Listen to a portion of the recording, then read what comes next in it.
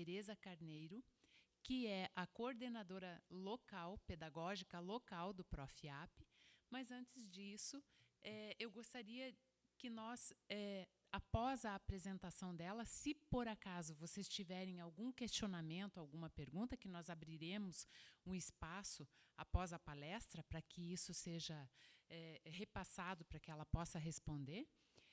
Eu gostaria que vocês acessassem o link que foi enviado para o envio profiap.coordenação@utfpr.edu.br, porque eu vou estar aqui na mesa e vou repassar para a professora esses questionamentos que vocês possam vir a ter aqui na sequência da palestra. Antes disso, eu gostaria de chamar o professor Fábio, o nosso pró-reitor de pós-graduação, para que ele fale um pouquinho sobre esse programa aqui institucional.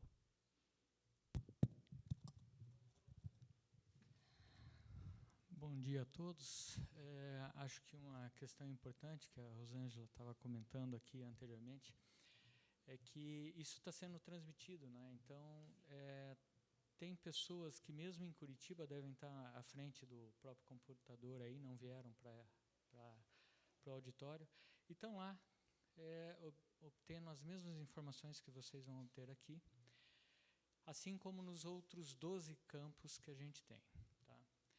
Eu vou usar um pouquinho de tempo só para falar um pouquinho da história do Profiap dentro da nossa instituição. Então, já quando a professora Maria Tereza vai comentar um pouquinho do histórico disso nacionalmente, e na nossa instituição, já quando nacionalmente isso tentou ser criado, a gente tinha um grupo muito pequeno de pessoas que poderiam atender os critérios de credenciamento da instituição no Profiap. E desde então a gente ficou esperando a oportunidade que foi criada no ano passado, com o edital de expansão do mestrado em rede nacional. E quando foi criado o edital de expansão, a gente prontamente atendeu os pedidos que existiam já na nossa mesa há muito tempo. Tá? O edital de expansão ele gerou alguns critérios para a gente tentar ser uma das instituições dessa expansão. Se não me engano, na expansão foram 12 instituições novas aprovadas, e eu imagino que deve ter tido algo em torno de umas 30 instituições que solicitaram a adesão. Até tive uma conversa um pouquinho antes aqui e tive a boa notícia que a nossa instituição teve uma avaliação muito positiva do ponto de vista da composição dos docentes, da produção técnico-científica dos docentes, e falar um pouquinho como que aconteceu isso, né? Então, a gente tem um sistema de monitoramento de publicações, de monitoramento de quem é formado em cada área, né? Então, a gente pegou o edital que foi tornado público pelo Profiap, e a gente verificou que havia umas 5, 6 áreas de interesse para os docentes, né? Então, a gente fez uma varredura de quem era formado, quem tinha doutorado nas áreas de interesse do edital, e também fez uma análise da produção técnico-científica desses docentes. Então, a gente partiu de um universo de 1.500 doutores, que é mais ou menos o que a gente tem hoje na nossa instituição, a gente reduziu para um universo de aproximadamente 400 doutores, que tinham alguma possibilidade de contribuir. Desse universo, a gente foi para a análise de produção técnico-científica, e a gente reduziu esse universo para 198 docentes. E depois a gente foi aumentando a régua, né? E a gente foi tentando reduzir para aumentar a chance de nós sermos uma das instituições que adeririam ao mestrado em rede nacional. Chegamos aí a uns 40 e poucos nomes, e nós tínhamos uma decisão a tomar, que era fazer uma proposta com 20, certo? Então, a primeira coisa que eu queria fazer aqui é agradecer esses 1.500 doutores, que depois se transformaram em 400, depois se transformaram em 198, todos eles sempre se tornaram, sempre demonstraram a intenção de colaborar. Tá? E, principalmente, aqueles 40 e poucos doutores que falaram, não, se eu puder contribuir, eu quero participar desse projeto. Então, isso significa que nós temos mais gente querendo contribuir. Tá? E, certamente, com o tempo, eu tenho certeza que, se a gente fizer um bom trabalho aqui, esses docentes poderão contribuir e vão poder contribuir também para a formação desses servidores nesse mestrado de administração pública. Eu acho que é uma janela de oportunidade muito interessante, né, uma janela de oportunidade de ganhar capacitação e também de poder influenciar na eficiência da instituição, questões também salariais também. Então, tem várias oportunidades envolvidas, né? E também responsabilidades que certamente virão quando o servidor entrar no mestrado. Desses 48, eu vou agradecer, falando rapidamente alguns nomes, mas eu vou enfatizar principalmente 3 nomes que estão presentes. Então, a professora Hilda, a professora Isaura e a professora Rosângela. E por que isso? Porque quando a gente foi criando os critérios de filtro, essas reuniões foram muito importantes para a gente tentar encontrar as pessoas que, de fato, tinham grande possibilidade de contribuição e de serem aprovadas. Tá? E essas pessoas ajudaram bastante, porque eu não conheço tanto, assim, apesar de ser pró-reitor de pesquisa e pós-graduação, eu não conheço as pessoas tão bem. Né? Eu olho a métrica, eu monitoro tudo, mas não conheço o pessoal. E foi muito útil a gente entender quem tinha que habilidade também pelo conhecimento do pessoal. Então, eu juntei análise de métricas, análise de formação e análise de como essas pessoas contribuem para a formação. Então, essas 3 pessoas, elas têm toda a característica para liderar uma ação como essa institucionalmente. Tá? Então, eu agradeço aqui, publicamente, a contribuição de vocês.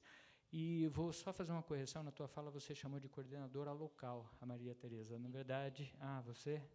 Acho que você falou e a professora Maria Tereza é a coordenadora nacional. A coordenadora local será a professora Rosângela. Então, eu vou falar alguns nomes só para que isso fique registrado. Professora Hilda, Isaura e Rosângela, que eu já falei, professor Sandro César, Cláudia Piscinin, Liliane Canop, Melody, Vanessa Ishikawa, professor Ariel, Everton Coimbra, Zéia Santos, Gerson Ishikawa, Dario, Jair de Oliveira, Sérgio Adelar Brum, doutora Leslie de Oliveira, que é nossa procuradora, professora Kátia, Maurício Mendes, Marcelo Gelbert e professor César Romano. Todos esses foram os 20 indicados, parte deles já começam a integrar a proposta, e foi um esforço institucional muito grande. Eu já agradeci a professora pelo fato da Comissão Nacional ter aprovado a nossa adesão, e agora a gente está naquele esforço de tentar começar a ação o quanto antes, de forma a poder fazer essa formação com qualidade. Tá? Eu vou chamar a professora Tereza.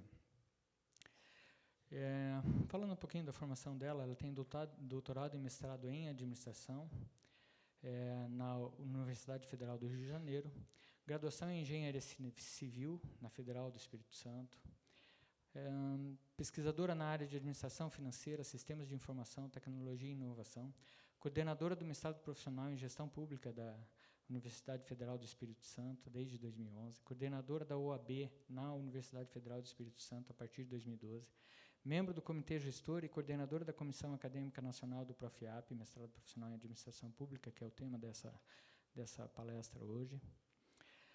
Membro em Administração, Modalidade à Distância, do projeto piloto da OAB, que ela vai comentar um pouquinho da história desse PROFIAP, desde 2006.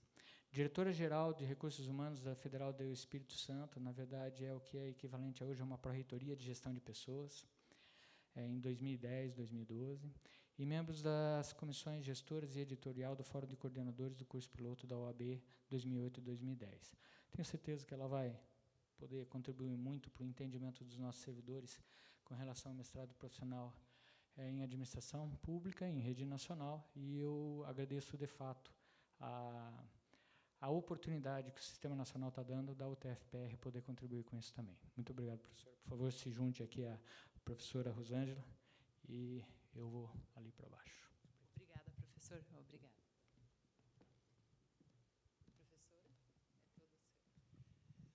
seu. Bom dia a todos.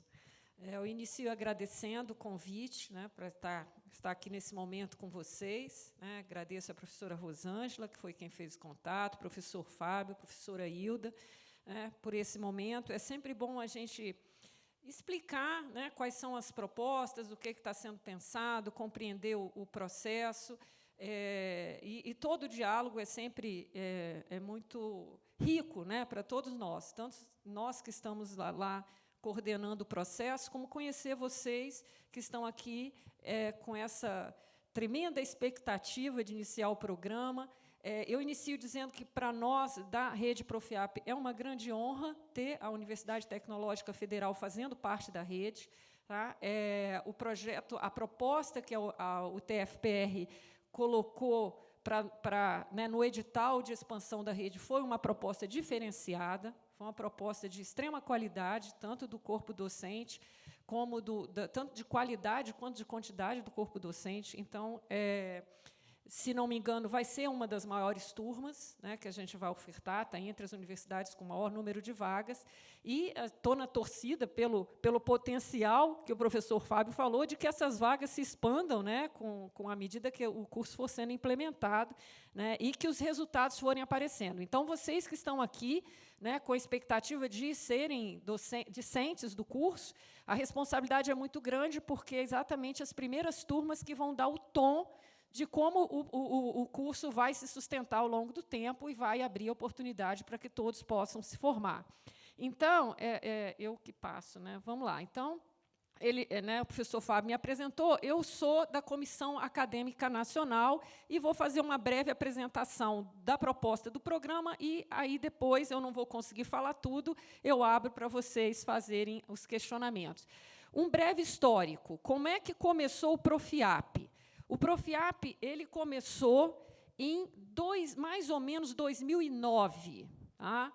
Porque esse grupo que está hoje à frente da Comissão Acadêmica Nacional e do Comitê Gestor, todos nós começamos lá no curso piloto de administração, foi o primeiro curso à distância pela Universidade Aberta do Brasil, praticamente foi o curso que criou a Universidade Aberta do Brasil, era um curso à distância com financiamento do Banco do Brasil, voltado para os técnicos do Banco do Brasil e para a demanda social. Era meio a meio, né? Metade das vagas para os Bancos do Brasil, metade das vagas para a demanda social. Nós começamos a fazer esse curso, nós gostamos, eram 25 universidades, depois ficaram 22, nós gostamos da proposta e fizemos, então, uma proposta UAB para a continuidade do programa. O problema é que a UAB ela é voltada para a formação de professores e o nosso curso era administração.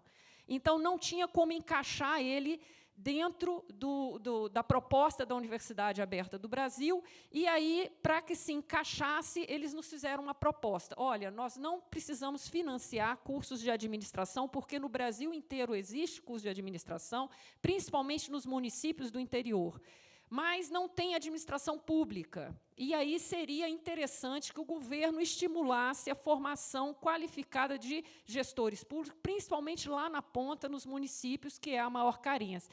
Então, foi feita essa proposta para a gente, desafio, e nós montamos, então, o PNAP, que é o Programa Nacional de Formação de Administração Pública, que ele era formado por um curso de graduação, 3 especializações, administração pública municipal, administração pública e administração e gestão de saúde. Tá? Esse programa existe na UAB, é um sucesso, é o segundo mais importante programa da UAB, e o mestrado.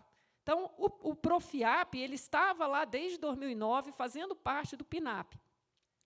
Só que o mestrado ele tem uma característica diferenciada dos demais, porque ele vamos assim dizer, ele é avaliado... Eu preciso de uma água. Ele é avaliado pela outra CAPES, porque a UAB é CAPES, mas existe a outra CAPES, que é a CAPES que avalia os programas de pós-graduação, lato sensu. Então, a gente teve que passar pela aprovação da CAPES pós-graduação, e isso levou tempo. Tá? Nós ficamos nesse processo... Ui, desculpa. Só um minuto.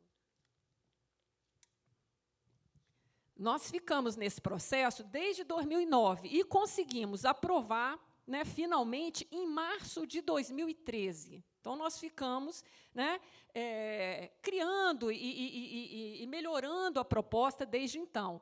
E aí, nós precisamos, todos os profs, nesse meio tempo, foi criado o Prof. Mate, Prof. Letras, Prof. História, Prof. Física, Prof. Química, tem todos os profs para a formação de professor.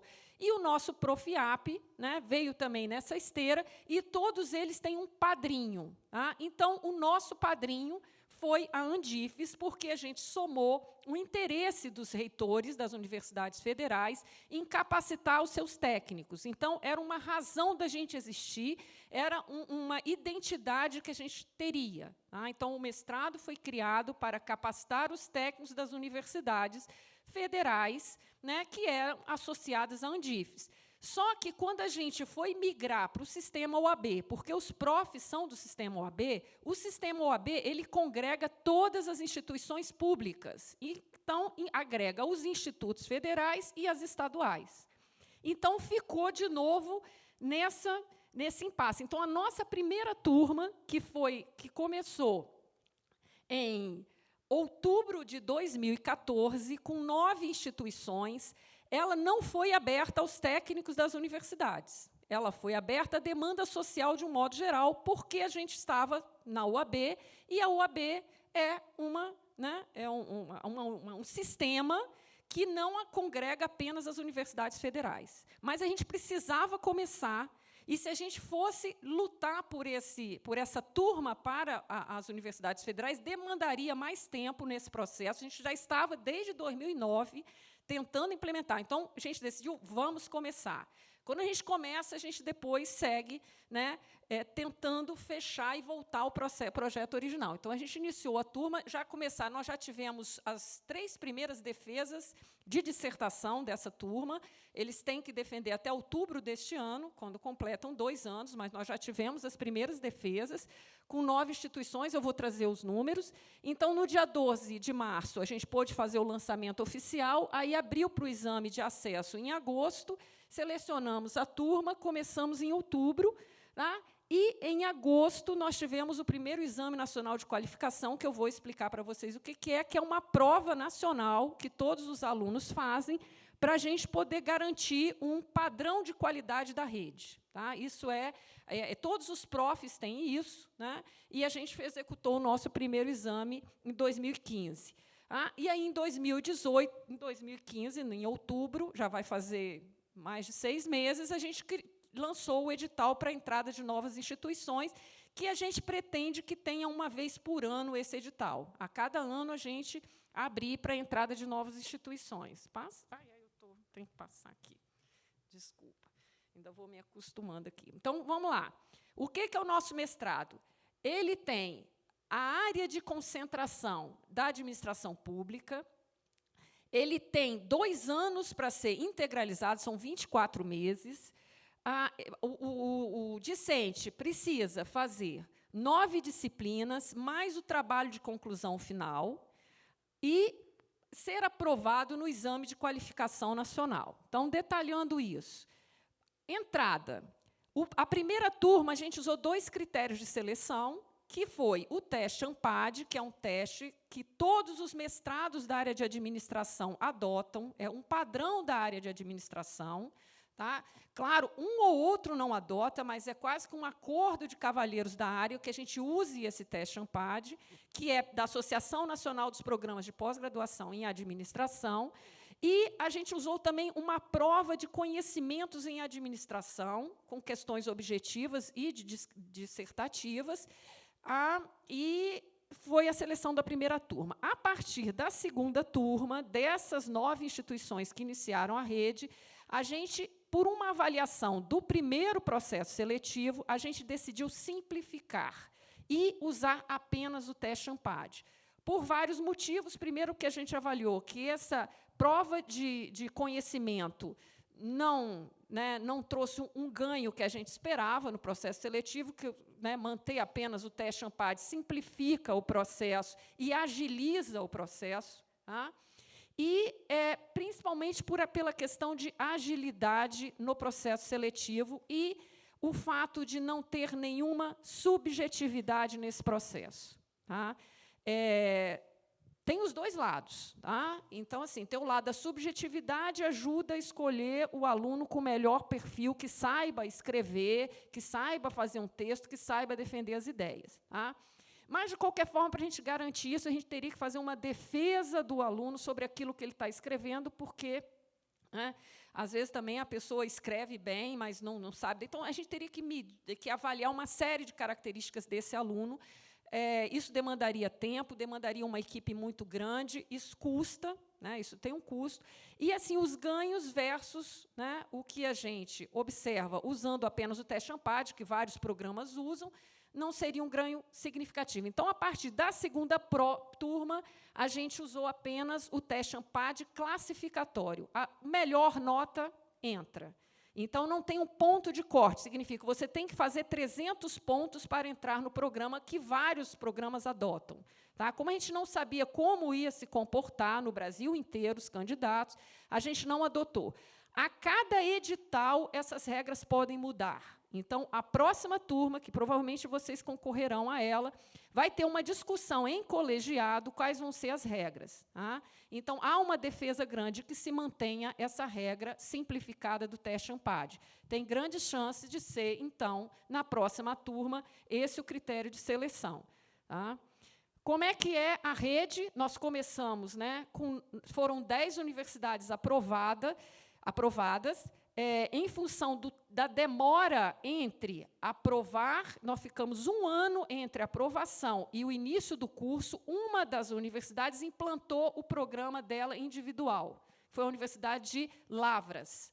Então, Lavras foi aprovada, mas demorou muito, eles foram lá, implementaram sozinhos e não quiseram participar da rede. Então, ficaram 9, uma no norte, que é a UNIR, Universidade Federal de Rondônia, 3 no nordeste, uma em Alagoas, outra no interior da Paraíba, que é Campina Grande, e Sergipe, 2 no sudeste, que é Viçosa, e a Unifal, que é em Alfenas, em interior de Minas, e 3 no centro-oeste, 2 no Mato Grosso do Sul, que é a de Goiás, Mato Grosso do Sul, propriamente dito, e a de Grande Dourados, que é o interior do Mato Grosso do Sul. Essa é a rede inicial, que já está agora na segunda turma, e já tem 3 defesas da primeira turma.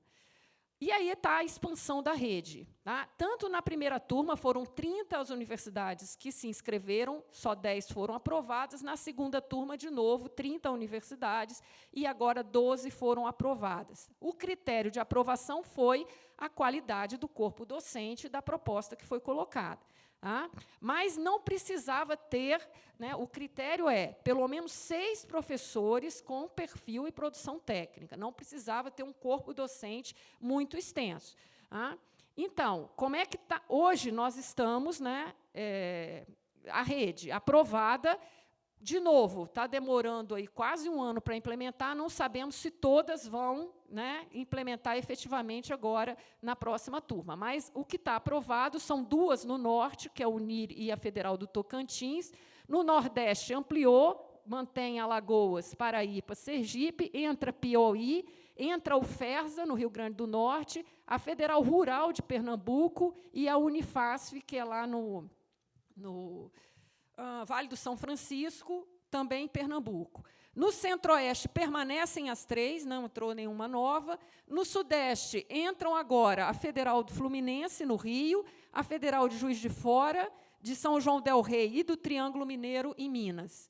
E no sul, né, 3 universidades, não tinham ninguém na primeira, não sei se vocês notaram, não tinha nenhuma representante da região sul. Entram agora 3, que é a FURG, Rio Grande do Sul, a Federal de Pelotas, no Rio Grande do Sul, e a Tecnológica do Paraná. Aliás, eu tenho que trocar ali, o T vem antes. Né? Eu erro sempre, e né, o F vem logo direto, mas é o TFBR, vem antes. Então, assim, nós estamos bem espalhados no Brasil. Tá? A nossa proposta é essa, uma rede. Por que tem a razão de existir de uma rede? Uma rede, ela existe, e a gente aprendeu isso lá na Universidade Aberta do Brasil, quando a gente fez o curso piloto, sempre tem alguém na rede que tem um conhecimento um pouco mais adiantado do que as demais. Então, toda proposta em rede é uma proposta de compartilhamento de experiências e conhecimentos. Essa é a maior riqueza da rede. Então, é muito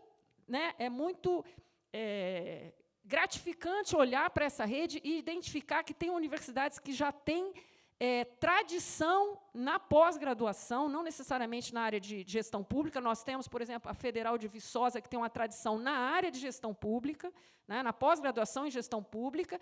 Então, você tem aquelas universidades, como agora entra a Universidade Tecnológica Federal do Paraná, com uma tradição na pós-graduação, que isso puxa a rede, e tem aquelas que querem aprender com a gente. São universidades, muitas vezes, que estão localizadas nas regiões de menos capacidade de se desenvolver, nas regiões brasileiras. Nós sabemos que o Brasil é desigual, e que, então, vão ser ajudadas nessa transferência, nesse compartilhamento de conhecimento, né? Então, é um trabalho muito, muito gratificante, e aí a gente espera que os alunos também façam isso, não apenas os coordenadores de curso, que, no primeiro momento, é entre coordenadores de curso que se dá essa troca de experiências e de conhecimento. Mas, num segundo momento, quando a gente conseguir efetivar, né, a professora Rosângela aqui já está toda empolgada, um evento científico que congregue os alunos, né, da rede. Então, vai ser um evento,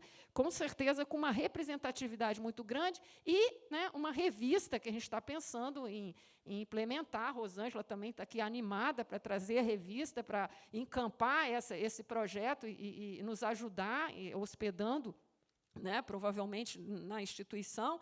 É uma revista em que a gente compartilha o conhecimento escrito, né, do que está sendo produzido nessa rede. Então, como é que funciona a rede Profiap? Ela tem um comitê gestor nacional, que eu vou apresentar para vocês. Ele é pequeno, são 5 pessoas que fazem parte dele. Na realidade, são 7, sendo que um é um representante da ANPAD, que nunca apareceu, nunca foi indicado o nome, e um representante da CAPES, que é um representante institucional. E os 5 que são os que efetivamente trabalham, eu apresento para vocês daqui a pouco. A Comissão Acadêmica Nacional é um braço do comitê gestor que cuida das questões acadêmicas da rede, e eu sou a coordenadora. E tem a professora Eliane, da UFG, que é a coordenadora de avaliação dentro dessa comissão, que é a responsável pelo teste, pelo Exame Nacional de Qualificação. Tem as comissões acadêmicas locais, que são cada coordenador e todo o colegiado de cada instituição, e esses fóruns nacionais entre os coordenadores, que é exatamente esse compartilhamento de experiências. Quais são as nossas disciplinas? Nós temos 7 disciplinas que são obrigatórias, e são essas 7 disciplinas que compõem o Exame Nacional de Qualificação. Tá? E, na realidade, elas iniciaram, assim, o Exame Nacional de Qualificação sobre todas as 7 disciplinas. Já estamos com uma proposta de alteração disso, tá? Mas, para fazer o exame de qualificação, o aluno precisa estar aprovado nas 7 disciplinas. E as 2 optativas, que são disciplinas que as universidades escolhem de um rol de disciplinas e que oferecem de acordo com o perfil do corpo docente e com o perfil dos discentes e da região. Então, aqui cabem disciplinas que discutam problemas específicos da região em que a instituição está atuando.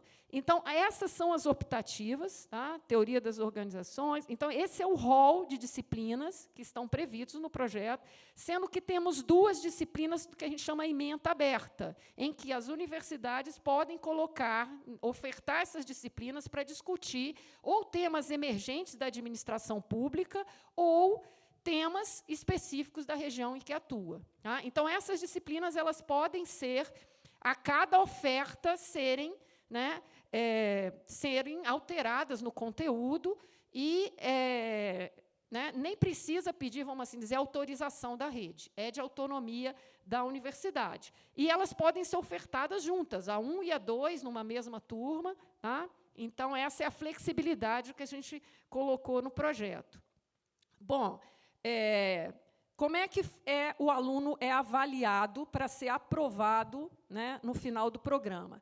Primeiro, nós temos esse Exame Nacional de Qualificação. A gente oferta 2 exames por ano, final do primeiro semestre, final do segundo semestre. Né? E, num primeiro momento, a primeira vez que ele foi ofertada, ele englobou todas as disciplinas obrigatórias do programa. E aí, o que aconteceu? Ficou vamos assim dizer, assuntos demais para serem verificados, quando o aluno já foi verificado em cada disciplina, e aí ficou assim, sem foco, muito assuntos, né, entrando numa prova de avaliação. A gente fez essa avaliação.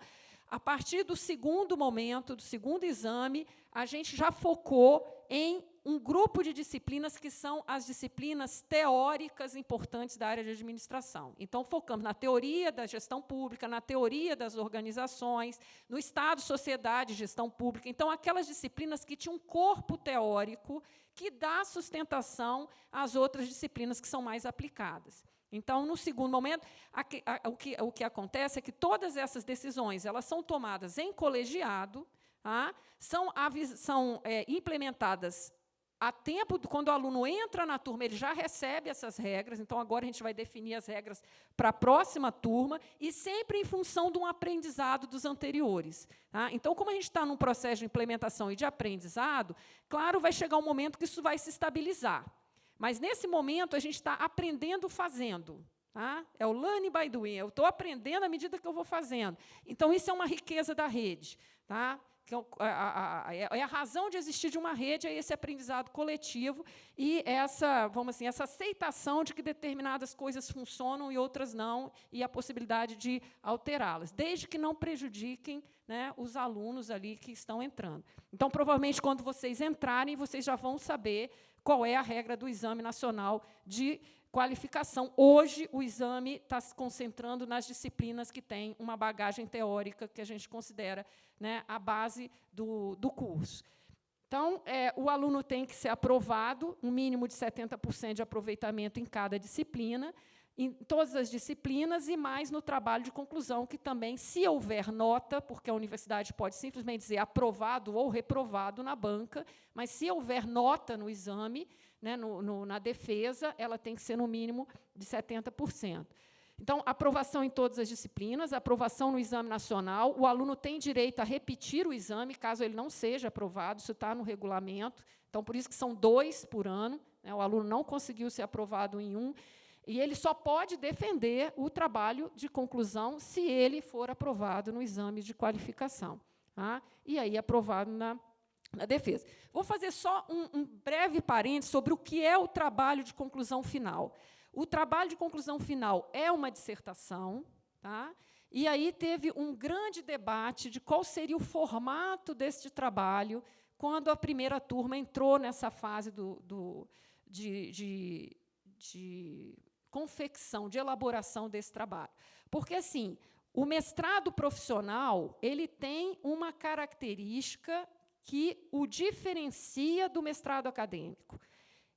O que os iguala? Todos 2 são curso de pós-graduação lato sensu, tá?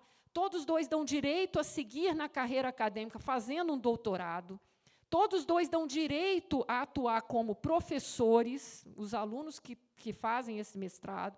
Então, eles têm isso em comum, todos 2 são, né, programas científicos, né, e baseados na regra, né, da metodologia científica. O que diferencia o mestrado profissional é que ele tem como objetivo formar um profissional, né, de alto nível, no sentido de que esse profissional vai ser formado dentro do método científico, tá, usando o método científico para atuar profissionalmente. Então, o mestrado profissional ele é altamente voltado para inovação, mudança, ação, execução. Então, assim, cabe, né, eu digo que o que cabe no mestrado profissional, muitas vezes cabe no acadêmico, mas determinados trabalhos desenvolvidos no acadêmico não cabem no mestrado profissional. Então, um trabalho de conclusão eminentemente teórico, sem nenhuma ligação com a prática, não cabe no mestrado profissional. Então, os trabalhos de conclusão do mestrado profissional, eles têm que dar uma contribuição à realidade profissional e à prática daquele profissional. Então, ele, geralmente, é quase que um trabalho de consultoria com qualificação, no sentido de que ele usou as informações pautado no método científico. Não é um trabalho opinativo, tá? Mas é um trabalho de defesa de uma solução para um problema. Tá? E o aluno precisa estar ciente que não é a única solução e que ela também não é perfeita. Ele tem que fazer essa defesa. Existem outras soluções. Esta solução que eu estou propondo tem esses problemas, esses riscos, mas é uma contribuição que eu estou fazendo. Então, cabe perfeitamente no mestrado profissional a inovação dos processos. O que a gente quer com o aluno formado no mestrado profissional é essa abertura para o novo, é essa proposição de mudanças no que está sendo colocado, né? E não apenas a crítica pela crítica. Tá? Eu vou fazer uma crítica de um processo, mas eu tenho que apontar como eu vejo uma saída para o problema. Tá? Então, essa é a grande diferença desses nossos trabalhos. Tá? O que acontece? A gente tem, na gestão pública, várias áreas. E a nossa maior discussão foi, nós temos uma linha que cabe à discussão dos aspectos legais da administração pública. Nós temos, inclusive, direito administrativo como uma das disciplinas do curso, nós temos professores da área do direito atuando no curso, orientando, e a área do direito ela tem um pouco mais de dificuldade de fazer um trabalho que não seja eminentemente teórico.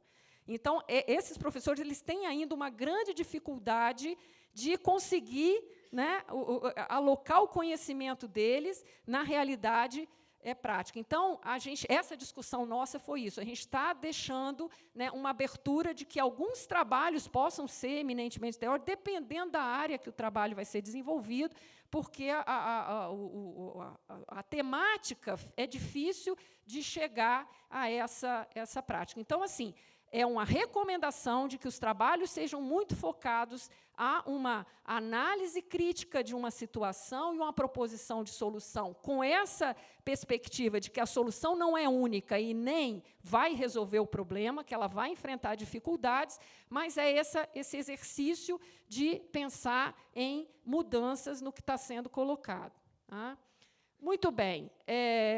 A primeira oferta do Profiap foram 220 vagas nessas 9 universidades. Nós já tivemos esse ano, no início do ano, se vocês acompanharam nossa página e as notícias, nós ofertamos uma segunda turma com 250 vagas, com as mesmas 9 universidades, e agora nós estamos programando a terceira oferta ainda esse ano, com as 12 que entraram. A nossa ideia era ter feito uma, era junto, tá? A nossa ideia é que essa segunda oferta fosse já das 21 universidades.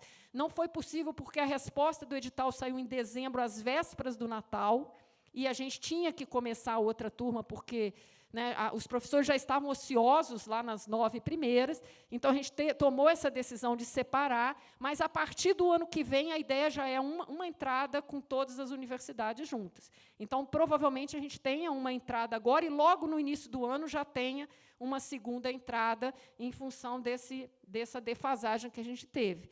Tá?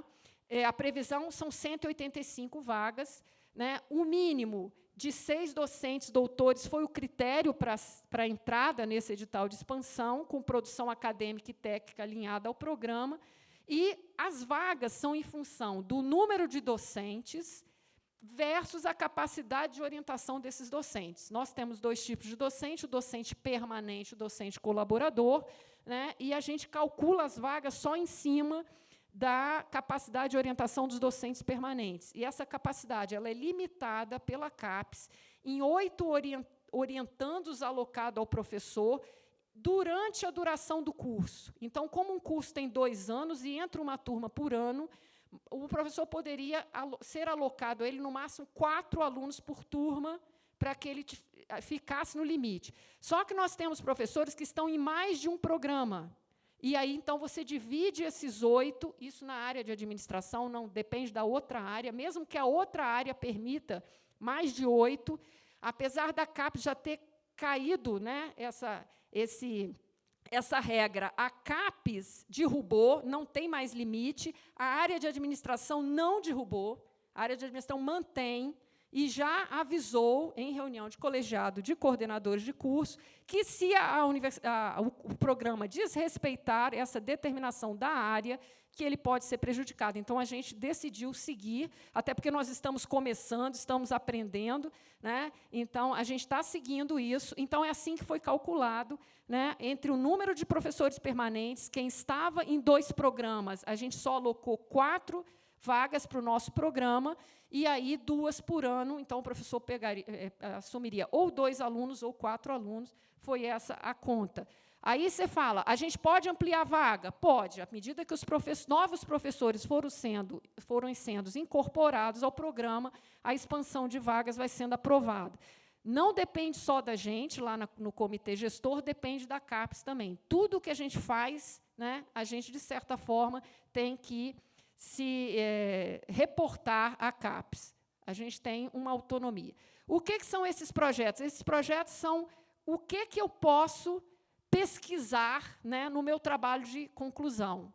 Então, a gente meio que criou aqui, a partir das propostas das 9 universidades que estavam, e aí a discussão foi, eu trabalho com segurança pública, eu trabalho com educação pública, eu trabalho na saúde pública.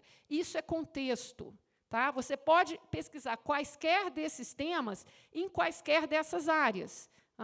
Então, o que a gente chama de objeto aqui, eu posso pesquisar na gestão pública municipal, na gestão pública estadual, na gestão pública federal, eu posso pesquisar na área de saúde, educação, transporte, energia, segurança, eu posso, nas organizações públicas, nas organizações de terceiro setor, nas parcerias público-privadas, né, que aí é um misto entre organização pública e organização privada. Então, isso é contexto, mas esses aqui seriam os temas que geraram os projetos de pesquisa hoje em vigência. Isso pode ser modificado, claro, então, a rede está mais do que dobrando de tamanho. Então, né, as novas que chegarem falam, nenhum desses encaixa o perfil dos meus professores, eu preciso criar mais um projeto, isso é viável. Então, a atuação do Estado e sua relação com o mercado e a sociedade civil, transformação e inovação organizacional, que esse é, né, um carro-chefe, assim, é o que efetivamente a gente espera que, no fundo, todos esses temas busquem. Práticas de gestão sustentável, gestão orçamentária, o pessoal que estuda o orçamento público, políticas públicas, formulação, gestão e avaliação, também é viável avaliar as políticas públicas, gestão de projetos públicos, né, a viabilidade de um projeto, né, aí sobre as várias perspectivas. A questão dos contratos e a gestão de fornecedores, é o pessoal que trabalha mais ali na linha da logística, e o planejamento estratégico. Então, esses são os nossos projetos que podem ser expandidos, e daqui vocês podem pensar em temas que vocês gostariam de desenvolver as suas dissertações. Aí eu pulei um. Bom, aí agora, finalmente, eu apresentando aqui, foi só um que eu pulei, foi, né? E ali, né, é uma única linha de atuação, porque assim, o mestrado acadêmico ele tem linha de pesquisa. Tá? O mestrado profissional, a linha de pesquisa vira linha de atuação, porque cabe no mestrado profissional não apenas a pesquisa, mas é quase que uma extensão também. Né? Um trabalho de extensão no sentido que é um trabalho aplicado, é um trabalho técnico. Então, cabe aqui desenvolver trabalhos técnicos, por exemplo, prestar uma consultoria a um órgão da universidade. O relatório final é um relatório de consultoria. Tá? Então, por isso que a gente chama a linha de atuação.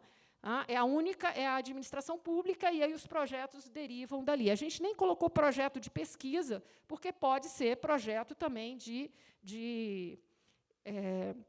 esses projetos que a gente chama de projetos técnicos, tá? Porque você tem a área científica e a área técnica, e o profissional conversa com essas duas vertentes. Os membros do comitê gestor, o professor Dario Lima Filho, federal do Mato Grosso do Sul, ele é o presidente do comitê gestor. O professor Dario é quem nunca desanimou da proposta, porque a gente fez lá em 2009, a grande maioria desanimou e esqueceu. O professor Dario nunca esqueceu, foi ele, se hoje esse programa existe, foi graças a ele ter acreditado que seria possível fazer esse programa ser aprovado. Tá? Então, ele é o nosso eterno, vamos assim, não é eterno, mas é mérito, né? É o emérito coordenador e líder desse grupo, o professor Dario. Professora Eliane Moreira de Sá é da Federal de Goiás, também esteve com a gente lá no projeto piloto, ela foi coordenadora lá de Goiás. Professor Marcos Tanuri Sanabio, de Juiz de Fora. O Juiz de Fora não conseguiu entrar na primeira turma, entrou agora na segunda. Mato Grosso do Sul e Goiás estão desde a primeira turma. O professor Marcos Tanuri também estava no projeto piloto com a gente. Eu sou da Federal do Espírito Santo, eu tentei entrar no Profiap na primeira turma, não consegui. E aí eu peguei e fui a campo e montei o meu próprio programa lá na UFES. Então, aí, quando saiu a expansão, eu candidatei de novo e disseram, não, você não pode, porque você já tem o seu. Eu falei, mas não me perguntaram se eu queria trazer o meu para dentro da rede, era só eu pegar o meu agora e jogar na rede. Não me perguntaram isso. Então, agora, no terceiro, eu vou entrar de novo, né, porque eu acho que a gente em rede é muito mais forte do que a gente sozinho, isolado, a gente aprende muito mais. Né? Então, assim, eu sou uma defensora desse trabalho, né, em grupo, e eu acho isso riquíssimo. A minha grande tristeza é eu não ter conseguido colocar a minha universidade na rede. Tá? E o professor Cláudio Zancan, que é da Federal de Alagoas. Tá? Então, a gente tem ali o representante. Esse comitê ele tem duração de 3 anos, ele está completando agora 3 anos, e aí ele provavelmente pode ser reformulado. Ele é nomeado pela Andifes, tem ainda um representante da CAPES, que não me lembro aqui o nome do servidor, mas é um servidor da CAPES, que ele é ligado diretamente à presidência da CAPES, é um assessor do presidente, e um representante da Andifes, que nunca foi indicado. Tá? Mas são esses os 5 que efetivamente trabalham. Professor Cláudio Zancan, ele está responsável pelo financeiro. Eu sou responsável pela gestão da comissão acadêmica, o professor Marcos Tanuri é a tecnologia, tá, os sistemas, a professora Eliane é o Exame Nacional de Qualificação, o professor Dario é o nosso coordenador e faz toda a parte política da rede. Bom, essas são as informações que eu trouxe, agora eu abro, então, para dúvidas, né, e debates aí do que vocês tiverem mais interesse em saber. Mais uma vez, obrigado, né, pela oportunidade de estar aqui apresentando o programa. Obrigada, professora Tereza. Por favor, sente. Pessoal, eu gostaria de pedir perdão à professora Hilda, porque eu esqueci de apresentar ela como vice-coordenadora do Profiap, né, então fica aqui as minhas desculpas. Eu acredito que muitos dos questionamentos que, porventura, os senhores tenham já foram respondidos, mas eu abriria agora para algumas questões, se porventura tiverem, e depois eu vou ler alguns questionamentos que estão chegando no nosso e-mail aqui para a professora responder. Pode ser? Professora Hilda, poderia fazer o favor de pegar o microfone? Eu acho que deve estar funcionando. Tá. Alguém tem algum questionamento, alguma pergunta? Agora é o momento, gente. Alguma dúvida? Alguma certeza, né?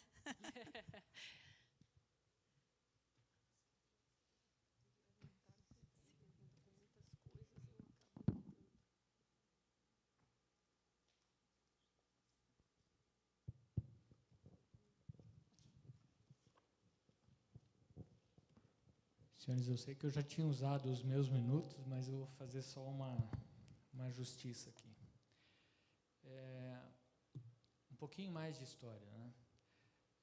A instituição, os gestores institucionais, então, toda a reitoria, a equipe da reitoria e todos os diretores gerais de campus, eles vêm se reunindo e esse tema vem sendo pauta de reuniões desde 2013. Deve ser desde antes, mas eu estou só desde 2013.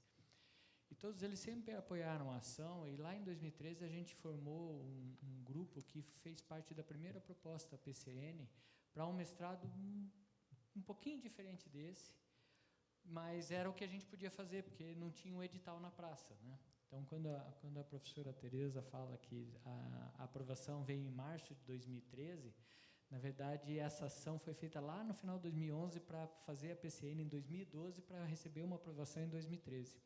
E como a gente estava esperando abrir essa nova oportunidade, que só abriu em 2015, a gente tentou uma ação já em 2014, com uma colaboração muito grande de todos os diretores gerais. E, naquela época, a gente mandou para a área interdisciplinar e, por algum motivo, foi para a engenharia de produção e depois para a administração. A gente não teve sucesso, não desistimos, ainda bem que veio o edital de expansão. Então, fazer jus a todos os diretores gerais que sempre apoiaram, sempre. Às vezes, eu encaminhava o e-mail para os diretores gerais, para eles fazerem as provocações dentro de cada campus, né? Então, fazer jus aí. E outro é a gentileza, não só da professora Tereza em ter vindo e falado tudo isso, mas a hora que ela apresentou o nome do professor Dario, eu lembrei da gentileza do professor Dario, tirando dúvidas que eu tinha sobre o edital de expansão, e ele com uma gentileza danada, então eu queria agradecer em público aqui. Ele atendeu de uma forma muito respeitosa, sempre acreditando na contribuição que a gente podia dar, deu várias dicas que certamente contribuíram para o sucesso da proposta que a gente colocou para o edital de expansão. Então, aqui o agradecimento de novo aos gestores que sempre estiveram preocupados com essa ação e também o agradecimento ao professor Dario e certamente a todo o restante da comissão. Tá? Obrigado.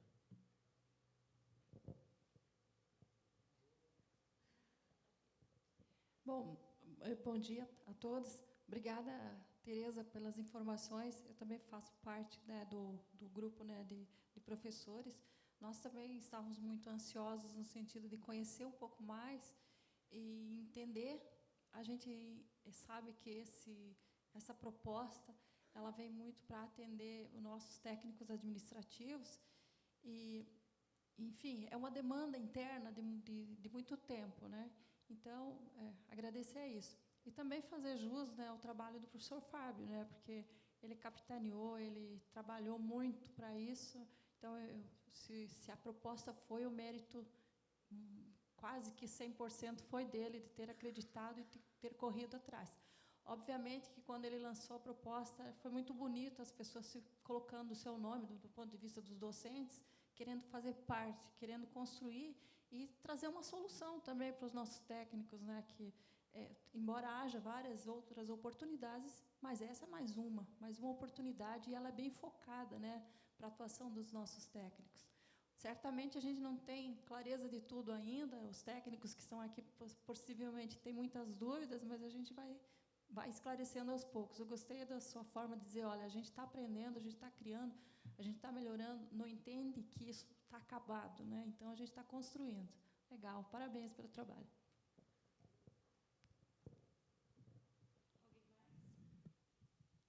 Aos presentes, algum questionamento? Nenhuma dúvida? Eu sou o professor Oséias, agradeço também a disponibilidade da professora Tereza de colocar aqui as informações que nos orientam, que nos estimulam também, né, nessa jornada que nós temos aí pela frente. Só o meu questionamento seria em função dos discentes. O programa prevê a participação apenas de funcionários ou de servidores públicos, ou também há um percentual de demanda social, ou seja, da comunidade de forma geral, que não servidores públicos? Essa seria uma dúvida que eu apresentaria. Muito boa aí a sua pergunta.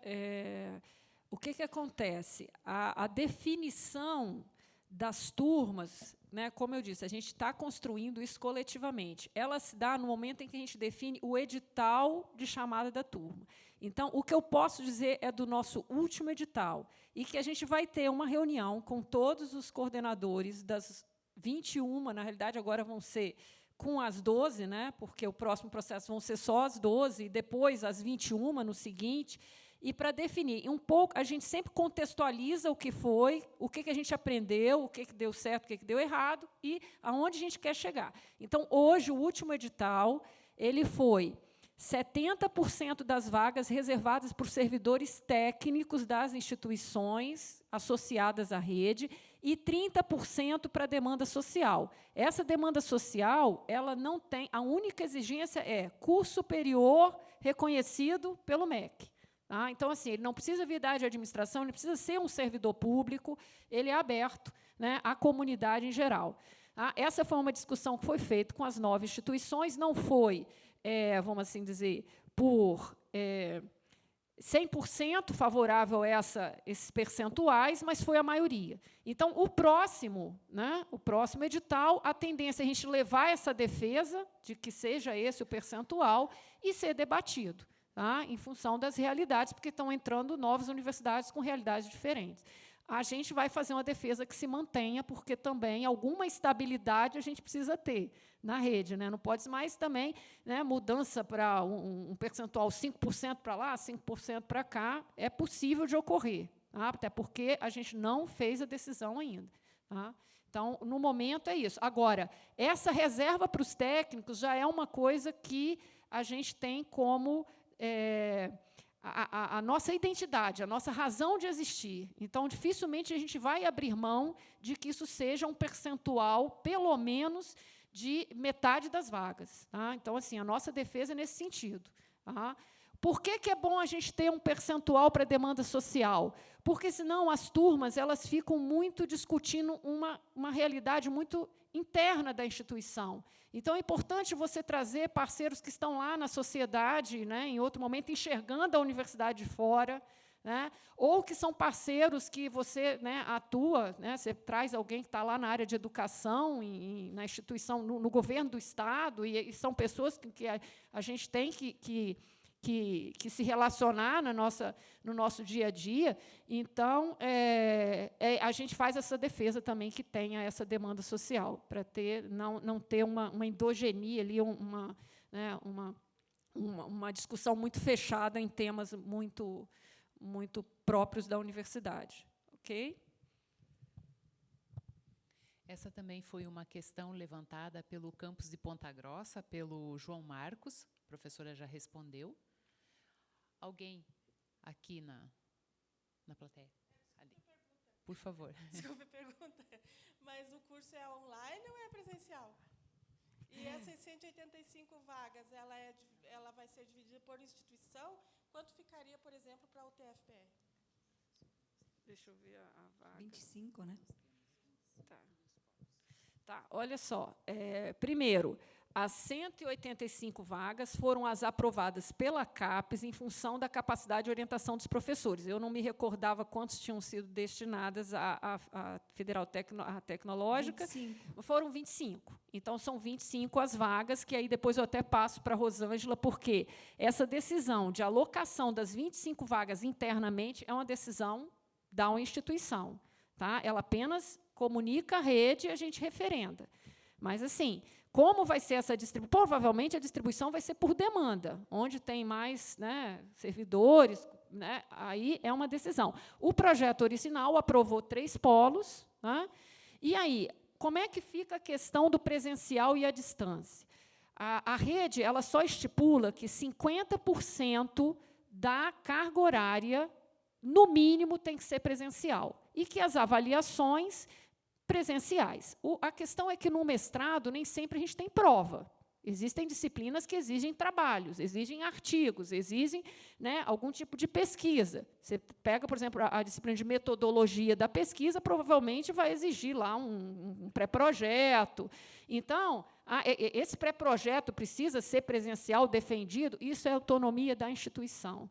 Então, provavelmente, agora os professores vão se reunir, a gente vai ter uma reunião até com o colegiado para eu tirar algumas dúvidas deles, para eles poderem fazer essa proposta.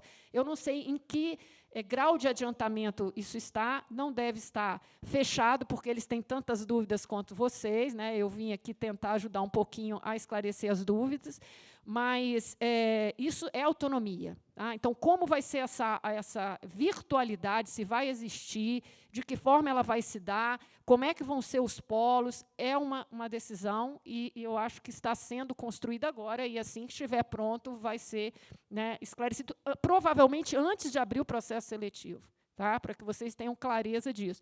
Mas a nossa, assim, a rede ela também não pode funcionar engessando muito as coisas, porque as realidades são muito diferentes. Tá? Então, vocês têm a característica aqui da tecnológica, que ela tem campos espalhados, né, por vários locais, inclusive em Curitiba, vários locais físicos.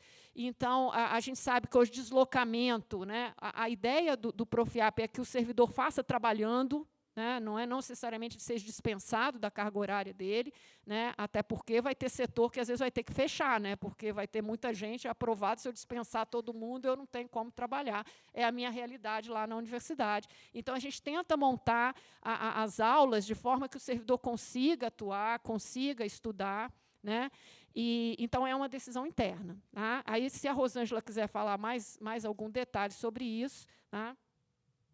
Pessoal, a priori, nós tivemos a aprovação do projeto com 3 polos, onde foram distribuídas, justamente pelo motivo da demanda, 25 vagas, onde 13 vagas é para Curitiba, o polo de Curitiba.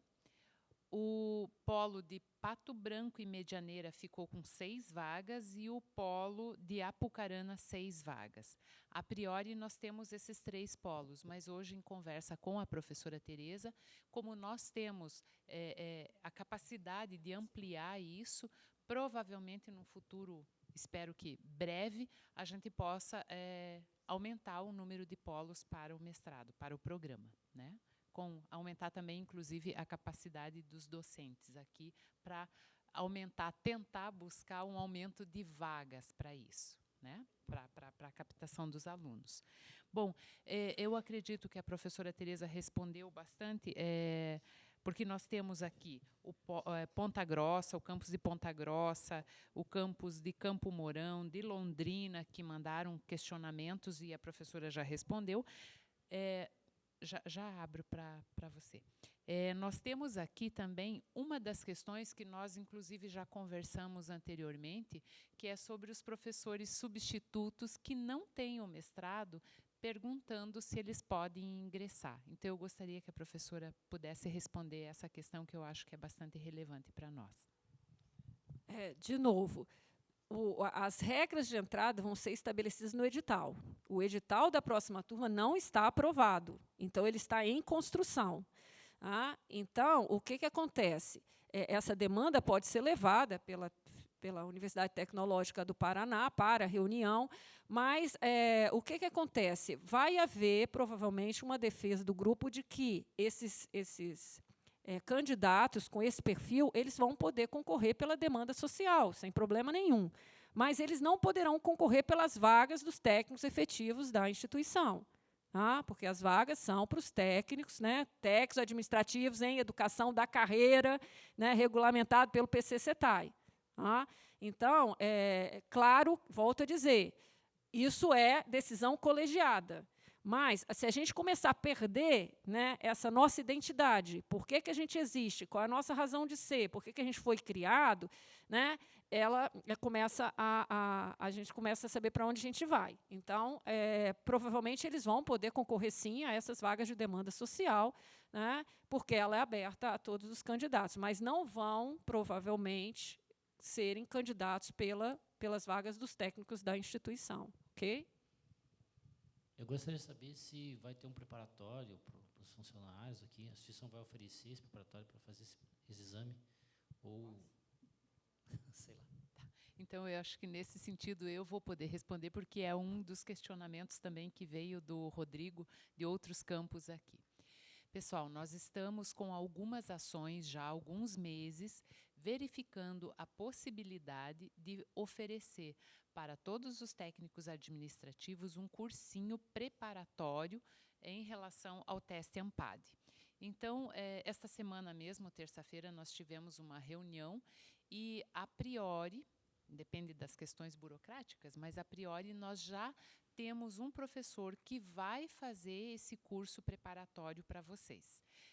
Com todas as disciplinas, então, vocês podem acessar o site da ANPAD e verificar, clicar naquela caixinha Teste ANPAD, vocês vão ver raciocínio lógico, raciocínio analítico, tem inglês, português. No entanto, essas horas de cursinho preparatório, elas serão em torno de 60 horas, que é o que vocês vão ter que fazer. Tá? Mas, assim que nós decidirmos com relação à montagem aqui, a elaborar o curso, vocês serão comunicados. Vai ser transmitido para os demais campos, para todo o sistema, né? E nós sugerimos, inclusive, ao professor que vai ministrar esse curso, que ele já é da Universidade Federal do Paraná e já tem uma competência com relação a esse preparatório, esse treinamento, para que ele também preste umas horas de tutoria no sentido de auxiliá-los com relação aos exercícios. Mas é óbvio, fica a critério dos senhores de estudar, se preparar. Enfim, ele propôs um curso bastante dinâmico, muito pragmático, para que vocês possam agora, já em setembro, em junho, praticamente, está muito em cima da hora, vai ficar impossível, mas para setembro vocês já estarem capacitados aqui a fazer o teste EMPAD. A Priscila Maia estava na reunião, eu acho que eu comentei sobre tudo, Pri, né? Tudo isso, mas essa é uma ação que já está sendo tomada para oferecer para vocês esse treinamento. Tá? Pois não? João. Eu não sei se é para a professora Tereza ou para a Rosângela, né? Mas só para entender um pouco e conhecer a experiência que já acontece no Brasil, quais são as ferramentas que são utilizadas? Tem um ambiente próprio virtual de aprendizagem? É usado videoconferência, webconferência? Só para a gente ter uma ideia de como vai ser a logística, né, especificamente para o ensino à distância. Ótima pergunta. A gente tem um Moodle, que é a plataforma virtual de aprendizagem do Profiap. Na primeira turma, ele não foi utilizado. Quem utilizou, a maior parte, quem utilizou, assim, mais utilizou a virtualidade, né, a EAD, foi a Federal de Viçosa, que usou o Moodle deles. Tá? Não usou o Moodle da rede. E aí é porque o Moodle dele já estava, né, com uma série de customizações que a gente não tinha no nosso ainda e tal. E a gente tem muito na rede essa questão de dar autonomia à instituição. Tá? Porque se você começar a aprender muito, não vai fazer sentido participar da rede. Tá? Mas, por outro lado, você perde a capacidade de compartilhamento de experiências de conhecimentos. Então, para a gente também foi ruim Viçosa não ter trazido o Moodle dela para a gente, porque os outros não puderam aprender com eles. Tá? Então, tem os dois lados. Mas então, as outras instituições não usaram, mas ele está lá, se quiser usar, ele está sendo mantido. Tá? O Moodle ele fica hospedado na Federal do Rio Grande do Norte. Por que Federal do Rio Grande do Norte?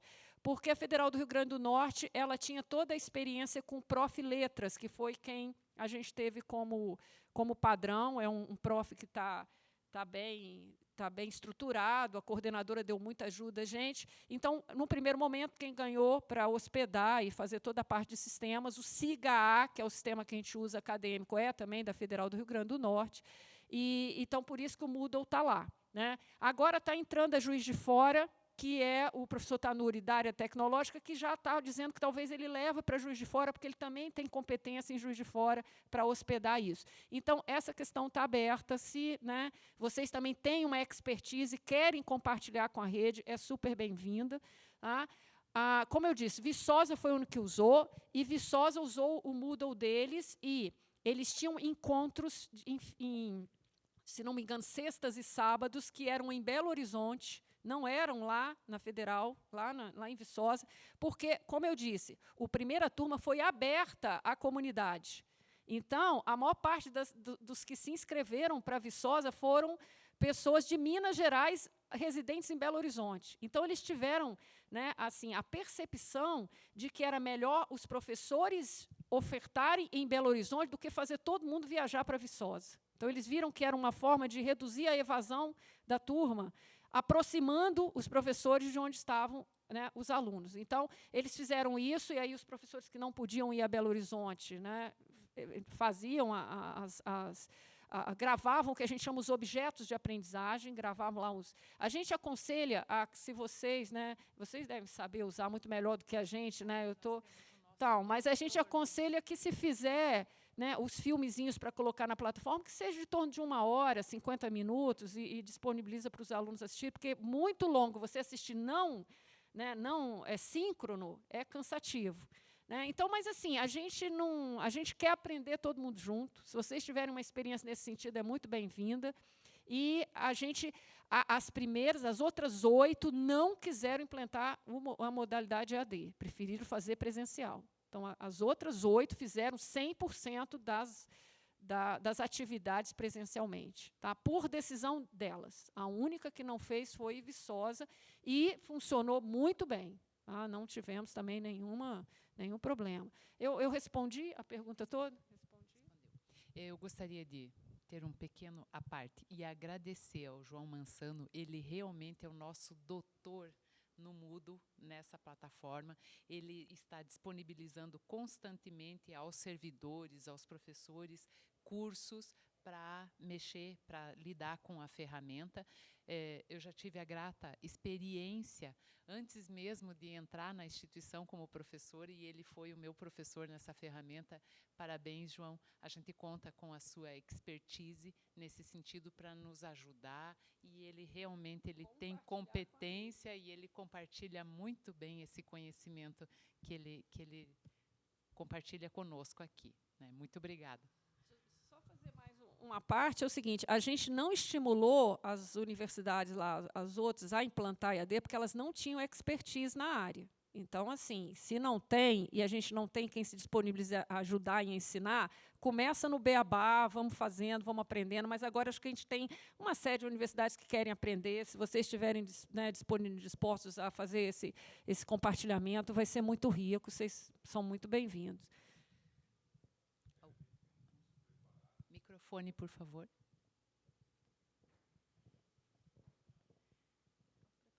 Relate um pouquinho. A própria preparação para o AMPAD, a gente já sugeriu ao professor que vai elaborar o treinamento para que utilize. Você logo, breve, será convocado a participar dessas ações. A gente tem um curso preparado já, que está sendo ministrado para os professores, todos os campos, né, que pode ser ofertado também 100% à distância para outras universidades, caso tenha interesse.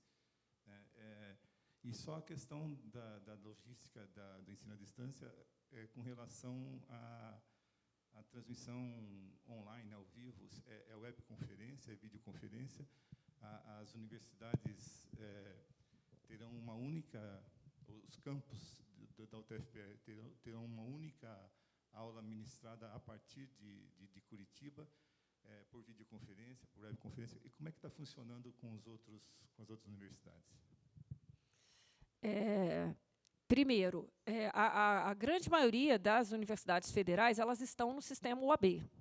Se elas estão no sistema UAB, elas têm as salas de aula de webconferência que a UAB disponibiliza para a EAD, que poderiam ser utilizadas. Tá? Então, você pode usar o sistema UAB, até porque nós estamos dentro do sistema UAB. Então, pode usar a webconferência, lá o sistema de webconferência da UAB. Se vocês tiverem uma solução proprietária, também poderia usar, não teria problema nenhum. Né? Nós, lá na UFS, nós já tivemos nossa solução proprietária, que era até melhor do que a solução da UAB, porque ela era ponto a ponto, e a gente tinha, na época, a gente tinha 13 polos para fazer EAD, mas ela ficou cara de ser mantida, né? Porque você vai tendo desinvestimento, você tem que atualizar toda essa tecnologia, e a gente migrou para a solução da UAB. Hoje, a gente está na solução da UAB. Então, né, de novo, essa pergunta que ele me fez, se vai ser transmitida daqui, se vai ter no polo, é uma decisão interna, totalmente autônoma de vocês. A única regra que a gente colocou é que 50% seja encontro presencial. Onde vai ser o encontro, se vai ser em Curitiba, se vai ser no polo, é uma decisão de vocês. Tá? Tem que ter o contato presencial. Esse contato provavelmente se dá no primeiro momento, não sei, para explicar a proposta da disciplina, dizer como que vai funcionar, como os alunos vão trabalhar, ou não, ou para fechar a disciplina. É uma decisão interna. Tá? Então, isso não tem nada fechado. Voltando a dizer, a única experiência Viçosa que eu posso colocar vocês em contato com a coordenadora de Viçosa para trocar experiência com eles, e as outras não fizeram. Tá? As outras não adotaram. Respondi? Respondeu. Faltou algum item? Desculpe, eu insisti, mas é que a gente está querendo saber para poder também entender melhor. A aula ao vivo, via videoconferência, ela pode ser considerada como uma aula presencial, ou isso é decisão da universidade também? Essa foi a pergunta que o Fábio me fez hoje. Defina presencial, né? Ele foi me dando lá um monte de exemplo, foi saindo do físico, indo para o espaço. Olha, o que eu respondo? Eu entendo assim, quando eu falo em EAD, né? Você tem o modelo 100% presencial, todo mundo sentado aqui, eu aqui e o professor, né? Esse é o 100%. E você tem o 100% virtual. Cada um na sua casa, acessando o seu computador e tal, sem nenhum contato físico. No meio do caminho é um contínuo. Vocês podem escolher nesse contínuo onde vocês vão se situar e fazer essa defesa para a rede. Tá? Se vocês defendem que essa aula síncrona, o professor ministrando a aula aqui, todo mundo ao mesmo tempo sentado nas cadeiras do polo, assistindo e debatendo com ele, isso é presencial, vai ser uma defesa de vocês, a gente vai falar, beleza, tranquilo, vocês defenderam, vocês entendem isso como sendo presencial, os alunos estão aceitando, é a forma que vocês estão viabilizando por ser tão espalhados, tá?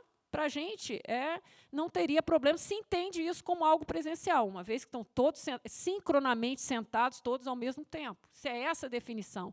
Definam para a gente o que vocês entendam, façam a proposta, e a gente leva isso. Né? Se for uma decisão difícil de tomar, a gente leva para o colegiado. Se for uma decisão simples, é só o comitê gestor. Tá?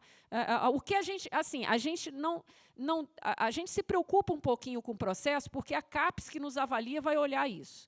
Mas eu aprendi da minha experiência convivendo ali na avaliação da CAPES, que se você justifica bem a sua decisão e se você mostra resultados efetivos da sua decisão, eles vamos assim dizer, eles entendem, avaliam normalmente sem problema. Então, assim, para a gente o importante é a qualidade do curso, qualidade do aprendizado, a qualidade do... De novo, eu falei com o Fábio hoje na reunião, é muito mais fácil você fazer uma EAD com aluno de mestrado, doutorado, do que com aluno de graduação. Porque o aluno de mestrado, doutorado, ele é naturalmente mais autônomo. Ele já passou por uma série de dificuldades do aprendizado, que ele precisa de muita assistência, muito pegar na mão. Um aluno de mestrado, ele já vem com uma série de competências que ele já desenvolveu, ele já tem muito mais autonomia.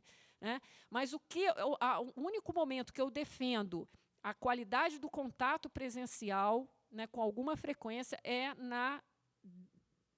no desenvolvimento do trabalho de conclusão. Tá? Essa orientação mais próxima, né? Às vezes a gente está presencial e está tão distante, né? E às vezes o professor está lá te atendendo por e-mail, te dando muito mais assistência do que você tentar marcar uma reunião com ele. Tá? Mas pelo menos essa qualidade do relacionamento e a frequência desse relacionamento é importante. Nesse momento que o aluno está sozinho, tentando desenvolver um trabalho único dele. Tá? E, para mim, a maior riqueza do EAD é o aprendizado entre os discentes. Tá? Isso pode se dar em sala de aula presencial ou pode se dar por fóruns que se abrem dentro da plataforma. Tá? Mais alguma questão?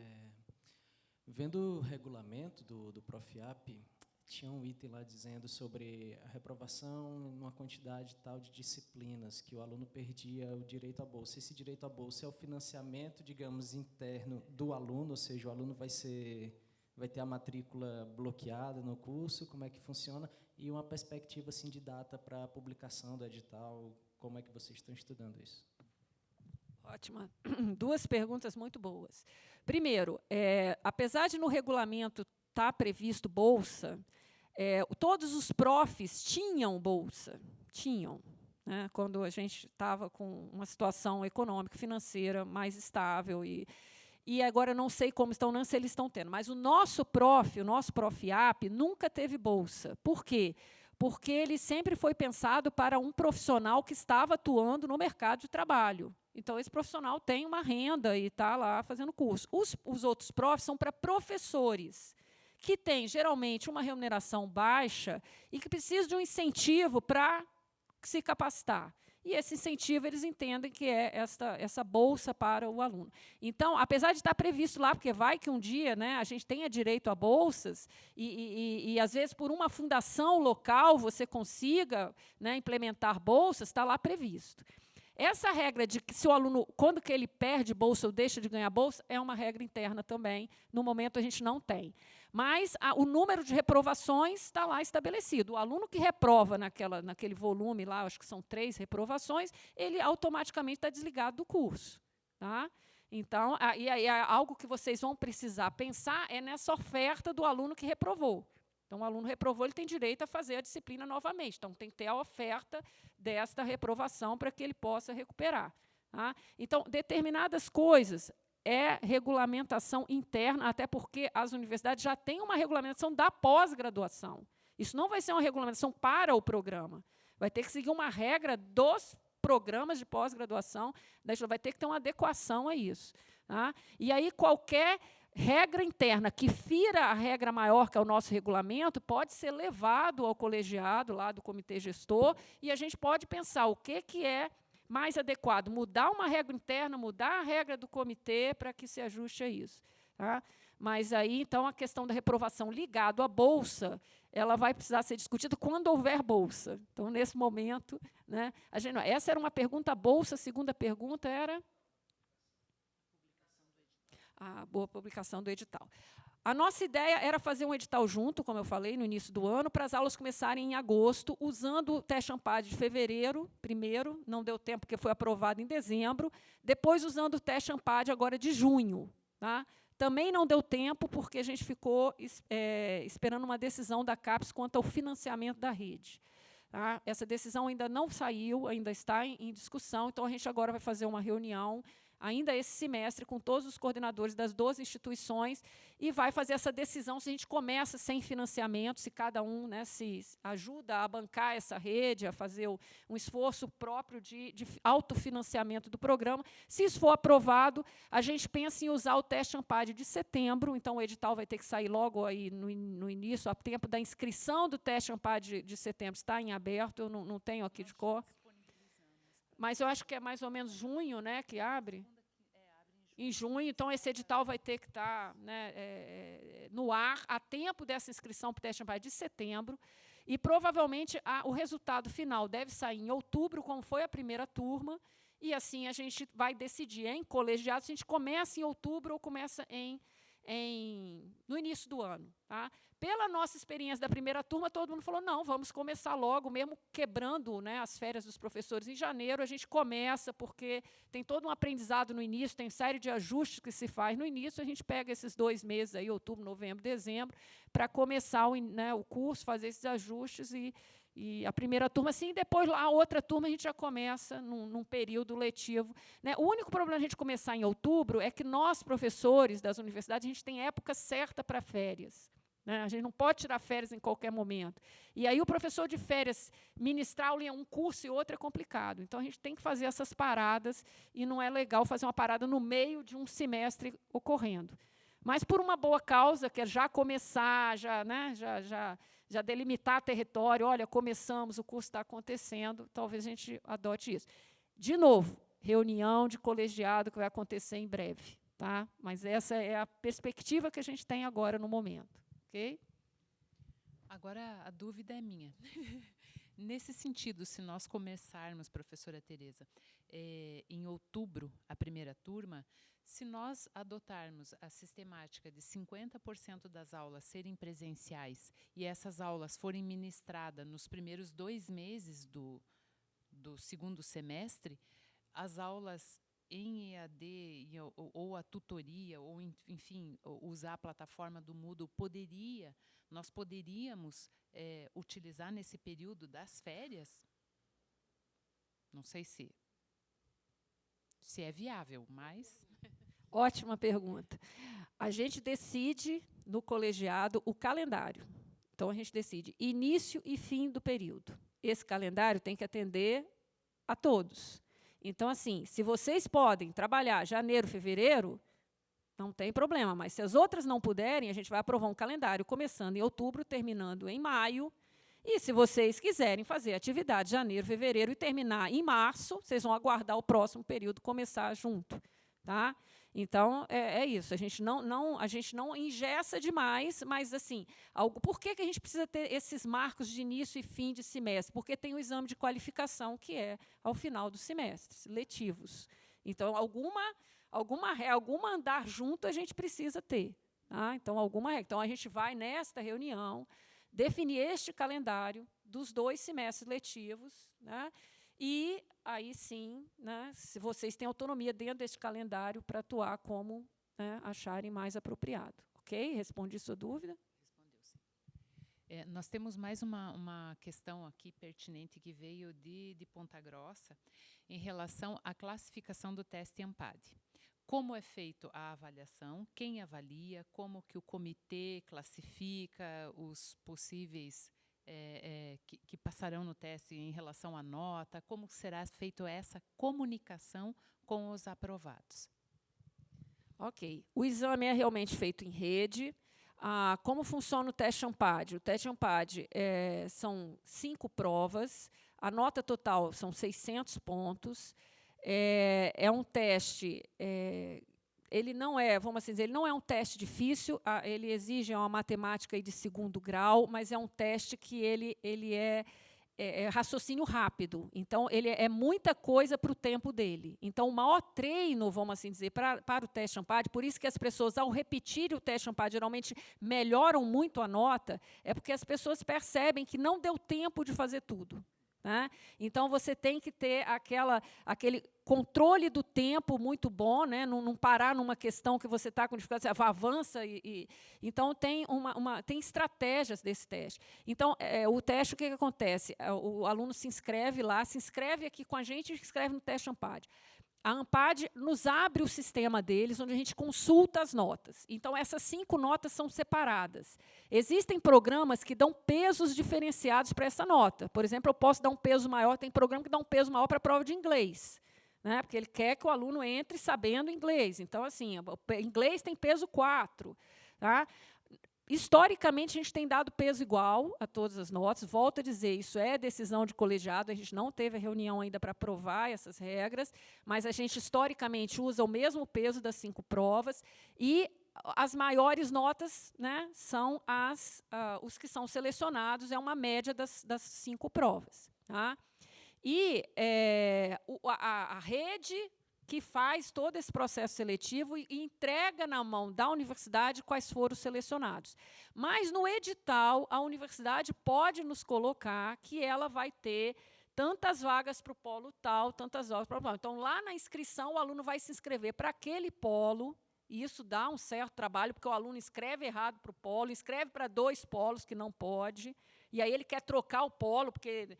Né? Então, é um complicador a mais, mas nada que não se resolve com aprendizado. A gente já fala, avisa os alunos que se inscrever no polo errado, né? Depois vai ser difícil. Mas também é uma decisão interna. O aluno se inscreveu lá no polo de Curitiba e quer trocar para o polo de Ponta Grossa, é uma decisão interna aqui, tá? Até porque a regra é interna. Tá?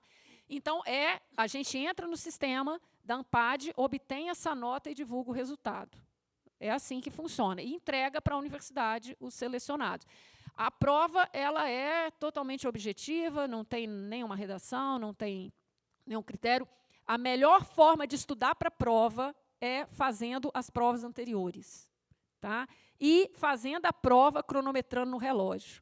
Tá? Da nossa experiência, se você levou em casa 2 horas para fazer a prova, você vai levar 2 horas e meia lá na vida real. Então, assim, tenta ver qual é o tempo que tem para a prova, tenta fazer em casa de forma que você consiga, né, fazer ela num tempo, porque lá sempre aumenta um pouquinho. E, pelo que eu tenho acompanhado, né, das pessoas que fazem essa prova, eu já fiz ela 2 vezes, para o mestrado, para o doutorado, é isso, que os alunos pontuam baixo porque eles não terminam a prova. Porque eles pegam lá as questões difíceis do raciocínio lógico, levam muito tempo ali, e aí, muitas vezes, as mais fáceis estão lá no final, não dá tempo de resolver. Então, aprenda a conhecer a prova, aprenda a ver onde você tem mais habilidade para fazer, faça primeiro, né, para você ganhar esse tempo e essa confiança. Então, assim, tem estratégias para resolver, para fazer a prova ANPAD. Eu respondi, só um minutinho, respondi todas as suas dúvidas sobre a questão da prova também, do processo seletivo? 2 anos. Então, se a gente usar de setembro, vai valer até a prova de fevereiro de 2015. Fevereiro aí? 2014, né? Fevereiro, junho, setembro. Depois, fevereiro, junho e setembro. 2015, isso. 2015, 2016. Tá ok? Então, são sempre 6 últimas edições. Tá? Isso sai no edital. Tá? E a ANPAD também, assim, eu repeti a prova ANPAD, eu já fiz de novo. A ANPAD informa para a gente só a maior nota e qual foi a edição. Então, se você fizer 3 vezes, ela vai me informar que a sua maior nota foi na edição de fevereiro e foi tal. Eu não fico sabendo quantas vezes você fez, só informa para os programas a maior nota. A maior nota obtida pelo candidato, em todas as edições que ele fez. Tá? Então, tem aluno que pergunta, eu já fiz em fevereiro, se eu repetir agora, como é que fica? A ANPAD vai me informar uma única nota sua e a maior. Ok? Mais algum questionamento? Você queria falar um negócio, queria fazer uma parte da minha fala. Era sobre a validade da nota do teste ANPAD. Por favor, professor. Eu tinha prometido que não ia usar nem 1 minuto extra aqui, mas vamos lá.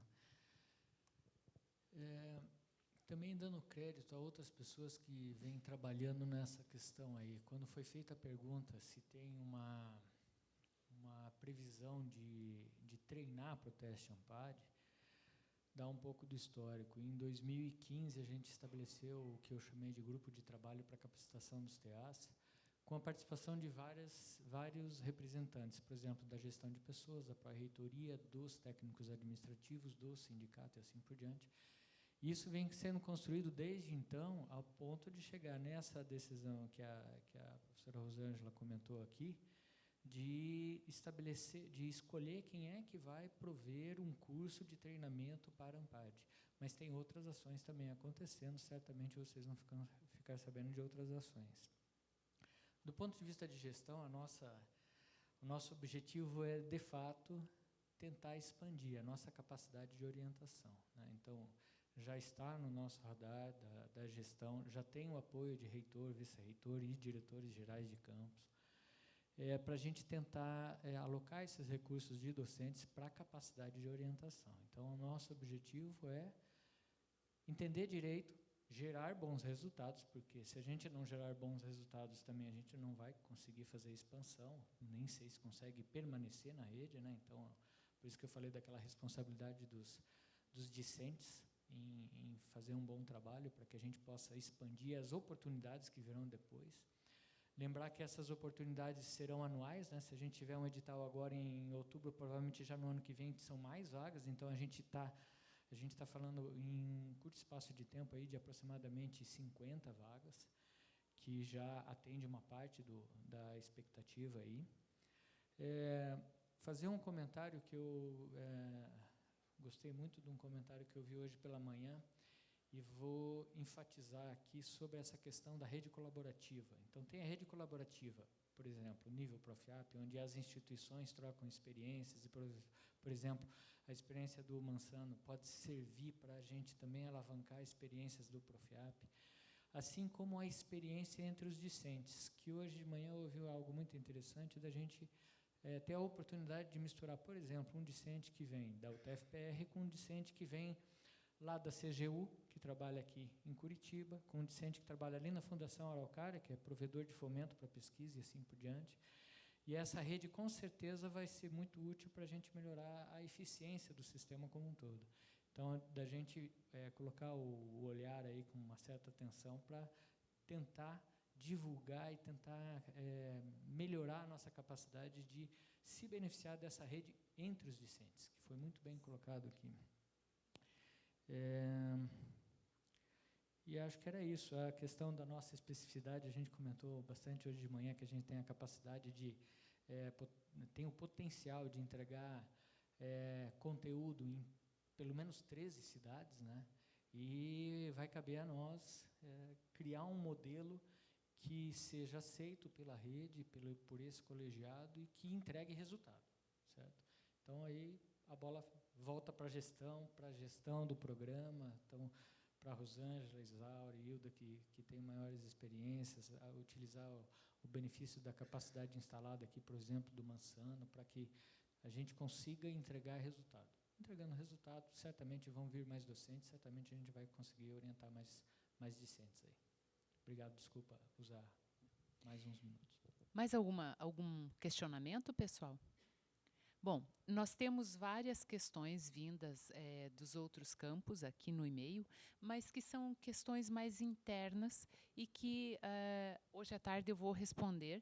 E gostaria de dizer que esse espaço aqui, agradecer ao pessoal ali que está filmando, a professora Tereza gentilmente permitiu filmar essa palestra, filmar esses questionamentos, porque nós vamos disponibilizar para os demais campos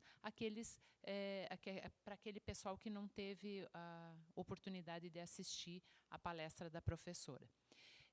Com relação a esses questionamentos mais de cunho interno, de como que vai ser disponibilizado o treinamento, se vai ter ajuda de custo para o aluno se deslocar de um campus para outro e tal. Isso são questões que nós estamos tentando aqui resolver, e assim que nós tivermos alguma resposta, a gente vai, na medida do possível, sanando todas essas dúvidas de vocês.